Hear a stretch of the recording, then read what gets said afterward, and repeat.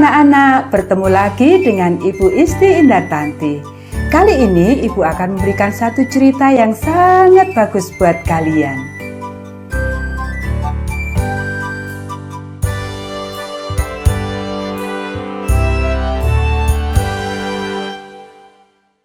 Akhirnya diselamatkan.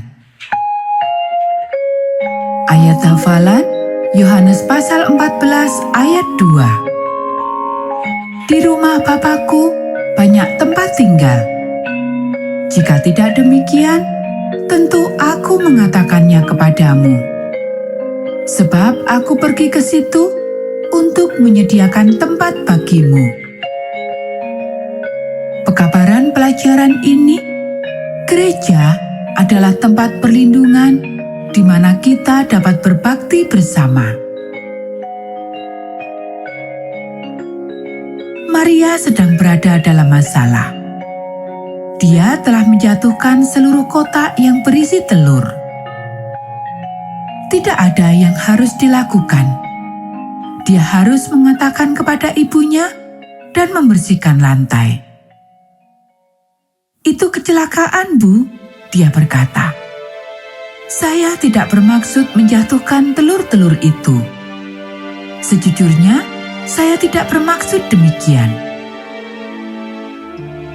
"Saya mengetahuinya, Maria," jawab ibunya.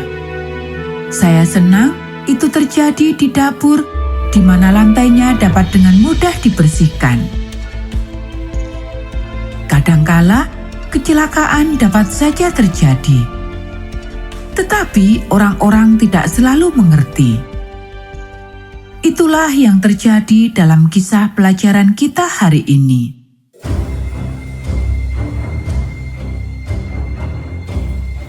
Dia berjalan sempoyongan di jalan, bernapas dengan tarikan napas yang kuat. Satu tanjakan membuatnya tersandung. Dia melihat ke belakang. Tak ada seorang pun di belakangnya yang dapat dia lihat. Tetapi dia mengetahui seseorang akan datang. Dia melihat ke depan lagi dan mencoba untuk berlari lebih kencang. Sudah tidak jauh lagi sekarang. Kota Sikem, kota perlindungan. Jalan-jalan yang ia lalui dalam kondisi yang baik dan di semua persimpangan ada petunjuk. Perlindungan tertulis pada papan tersebut. Paling tidak, ia tidak tersesat. Pertanyaannya adalah, dapatkah ia tiba di kota itu tepat waktu? Ia tidak bermaksud melukai tetangganya, tetapi mata kapaknya terlepas, terlempar, dan mengenai wajah tetangganya itu. Itulah yang benar-benar terjadi. Ia telah membunuh orang itu tanpa sengaja. Ya, ia telah melakukannya. Tetapi itu satu kecelakaan. Satu kecelakaan yang malang dan tidak direncanakan. Meskipun demikian, keluarga tetangganya itu akan mengejarnya. Nyawa ganti nyawa. Itu hukum pada waktu itu. Tetapi, jika ia dapat tiba di kota perlindungan, ia akan selamat. Ia akan jelaskan semuanya itu kepada para tua-tua, semua yang telah terjadi.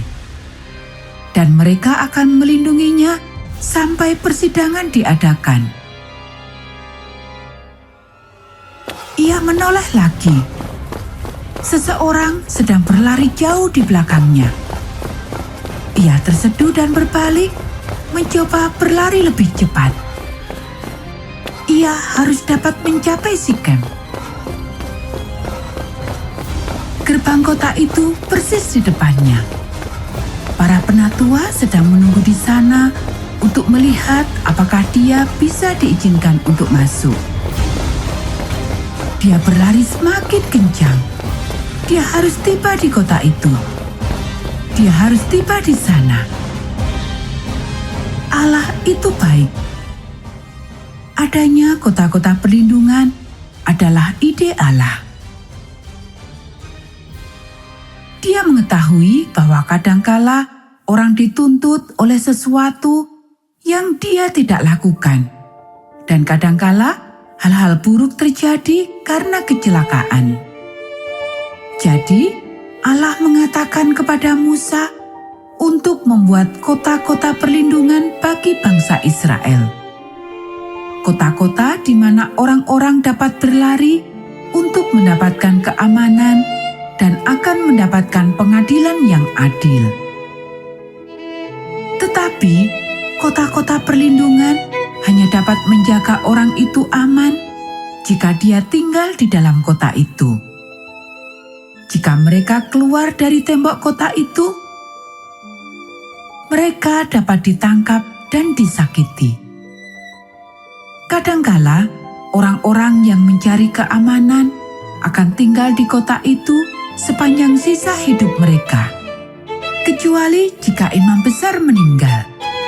Jika itu terjadi, semua orang diampuni dan mereka dapat pergi dengan bebas.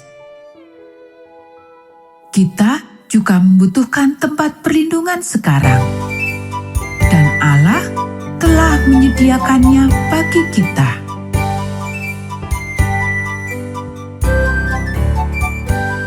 Nah anak-anak, demikianlah cerita kita pada saat ini.